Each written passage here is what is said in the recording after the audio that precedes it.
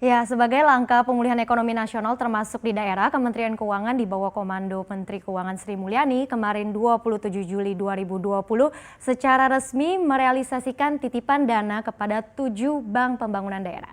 Seberapa besar dananya, seperti apa skemanya, dan mana sajakah 7 BPD itu? Selengkapnya kami paparkan dalam belasan triliun dana parkir di BPD. Nah, perlu diketahui sebelumnya pemerintah sudah mengalokasikan anggaran penempatan dana di perbankan sebesar 30 triliun rupiah di himpunan bank-bank milik negara atau Himbara. Jadi dana itu diberikan kepada 4 bank BUMN, ada Bank BRI, kemudian Bank Mandiri, Bank BNI, dan juga Bank BTN. Nah, di mana dana itu ditempatkan sebagai target untuk meningkatkan ekspansi kredit agar bisa naik 3 kali dalam 3 bulan.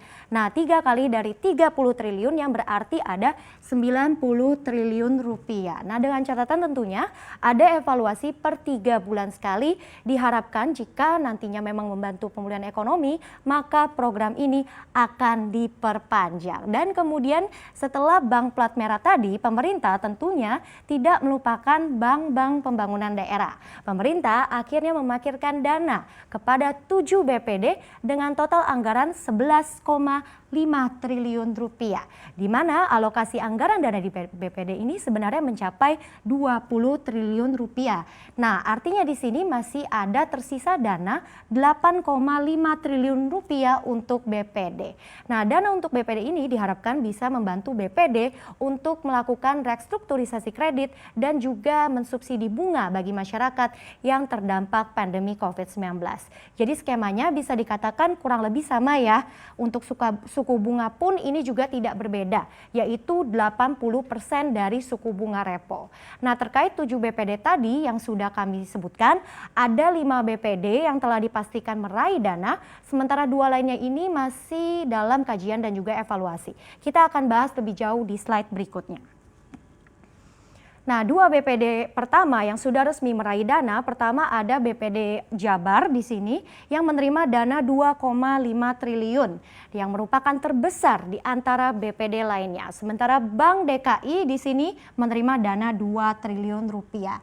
Nah, mengapa 2 BPD ini menerima dana yang lebih besar ketimbang BPD lain? Karena Provinsi DKI Jakarta dan Jabar berdampak besar bagi perekonomian nasional. Provinsi DKI Jakarta dan Jabar disebut Sri Mulyani berpengaruh 30% terhadap GDP Indonesia. Jadi impact-nya ini juga akan signifikan sekali. Nah, mengacu pada kinerja di kuartal pertama 2020, BPD Jabar berhasil membukukan laba bersih sebesar 418 miliar rupiah dengan tingkat NPL atau non-performing loan-nya ini terjaga di 1,65%. Dan untuk loan to deposit ratio-nya kita lihat ini sebesar 93,58%. Sementara BPD DKI mencatatkan laba bersih hampir 184 miliar rupiah, di mana NPL-nya hingga Maret terjaga di 0,48% dengan rasio LDR-nya sebesar 96,73%. Nah, meskipun di tengah pandemi, kedua BPD ini terbilang cukup positif kinerjanya. Selanjutnya kita juga akan lihat BPD lainnya di slide berikutnya. Jadi BPD lainnya yang sudah dipastikan akan dibantu pemerintah ada BPD Jateng dan juga BPD Jatim, masing-masing ini sebesar 2 triliun rupiah. Nah, sementara BPD Sulawesi dan Gorontalo ini ada senilai 1 triliun rupiah. Kita akan kupas satu persatu kinerjanya di sini. Kita mulai dari BPD Jateng. Nah, BPD Jateng sayang sekali pada kuartal pertama tahun ini mencatatkan penurunan laba bersih 16,78% secara year on year menjadi 233,77 miliar rupiah. Nah, tren kurang positif ini juga diikuti oleh rasio NPL-nya yang juga meningkat menjadi 3,56%. Sementara rasio LDR BPD Jateng ini sebesar 82,9%. Nah, kita lihat berbanding dengan BPD Jateng, BPD Jatim masih membukukan kinerja positif di kuartal pertama 2020. Laba bersihnya tumbuh 8,33% secara year on year hingga menyentuh 439 miliar rupiah. Di mana rasio LDR-nya ini juga bisa dibilang cukup longgar, yaitu sebesar 66,5%. Berikutnya kita lihat di sini juga ada BPD Sulawesi dan Gorontalo di paruh pertama tahun ini mengalami penurunan laba bersih 9,16% secara tahunan menjadi 86,5 miliar rupiah. Nah, meski begitu rasio NPL perseroan ini juga mampu turun 18 basis poin maksud kami secara year on year dan terjaga di 3,59%. Nah, di antara 5 BPD yang sudah kami paparkan tadi, semuanya ini secara resmi akan dipastikan menerima dana. Bagaimana dengan 2 PD yang lain yang juga tersisa? Kita akan lanjutkan di slide berikutnya. Nah, inilah 2 BPD yang disebut oleh Menteri Keuangan Sri Mulyani masih dalam proses kaji dan juga evaluasi. Ada BPD Bali dan kemudian ada BPD Yogyakarta dengan masing-masing dana yang didapatkan adalah 1 triliun rupiah. Sama dengan BPD yang lain, kita juga akan update kinerja terkininya seperti apa. Jadi BPD Bali di kuartal pertama 2020 membukukan laba bersih senilai 264 miliar rupiah dengan NPL grossnya ini di 2,91%.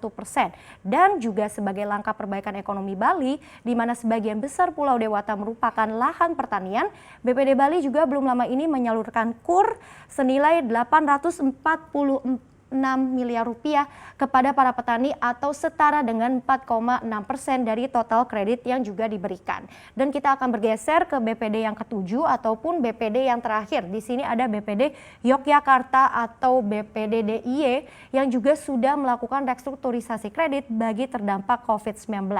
Nah, dari target 3.000 sudah terselesaikan hampir sekitar 2.000 target. Jadi di tahun ini juga BPD DIY juga menargetkan pertumbuhan kredit sebesar 12,5%, sementara target loan to deposit ratio-nya ini di kisaran 84% hingga 87%. Nah, lantas seperti apa pandangan ekonom terkait kebijakan ini? Kita juga akan lihat di slide berikutnya. Jadi menurut Direktur Riset Core Indonesia, Peter Abdullah, dia juga menyebut bahwa penempatan uang negara bisa menguntungkan jika BPD bersangkutan ini memang sedang membutuhkan likuiditas. Mengacu dari data OJK, LDR BPD konvensional per April 2020 rata-ratanya ini sebesar 82,72%. Sehingga likuiditas BPD dinilai masih cukup besar. Nah, Peter menganggap penempatan dana negara di BPD bisa meningkatkan resiko bagi bank. Nah, mengapa demikian? Di tengah pandemi COVID-19, menurutnya resiko tidak bisa dibebankan kepada perbankan yang mengelola dana publik. Sebagai lembaga intermediasi, perbankan tidak harus dipaksa membiayai dunia usaha, apalagi jika resikonya masih tinggi. Peter menilai daripada melalui bank, seharusnya pemerintah menempatkan dana di bank sentral seperti Amerika Serikat, di mana The Fed ini memberikan stimulus fiskal dan membantu pemerintah daerah serta UMKM dan juga memberi surat utang korporasi untuk pemulihan ekonomi Amerika Serikat. Jadi menurut dia harusnya bukan perbankan yang memberi kredit ke dunia usaha, tetapi mengapa tidak langsung saja melalui bank sentralnya. Nah, meski begitu dengan adanya pandangan seperti ini tentunya kita akan nantikan bersama ya seperti apa, karena pemerintah juga pastinya akan terus memonitor ketat dana-dana negara yang sudah didapatkan di industri perbankan. Jika program ini berjalan lancar, Menteri Keuangan Sri Mulyani juga menyebut tidak menutup kemungkinan BPD daerah lainnya juga akan segera menyusul.